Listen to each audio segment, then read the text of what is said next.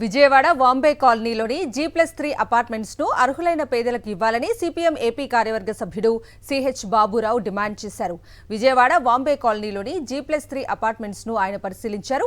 ఇల్లు లేని అద్దెదారులకు ఇవ్వాలన్నారు. కూటమి ప్రభుత్వం వచ్చి 9 నెలలు గడుస్తున్నా పేదల గురించి పట్టించుకోవటం లేదని వాపోయారు. నగరంలో 2 సెంట్లు, గ్రామాల్లో 3 సెంట్లు ఇస్తామని చెప్పి ప్రజల్ని కూటమి మోసం చేసిందని విమర్శించారు. మళ్ళీ కూటమి ప్రభుత్వం అధికారంలోకి వచ్చి 9 నెలలు గడిచింది. పేదలందరూ ఇళ్ళు ఇస్తారని ఎంతో ఆశతో ఎదురు చూస్తూ ఉన్నారు. మేము 1 సెంటు కాదు 2 సెంట్లు స్థలం ఇస్తాం, గ్రామాల్లో అయితే 3 సెంట్లు స్థలం ఇస్తామని ఎన్నికల్లో మాటలు చెప్పారు. కానీ ఇప్పటికీ మాటలు తప్ప చేతలు లేవు. అటు కేంద్రంలో ఉన్న బీజేపీ అయితే ఈ ఇళ్ళన్నీ మా డబ్బులే, కేంద్ర డబ్బులని వాళ్ళు బాగా కొట్టుకుంటున్నారు.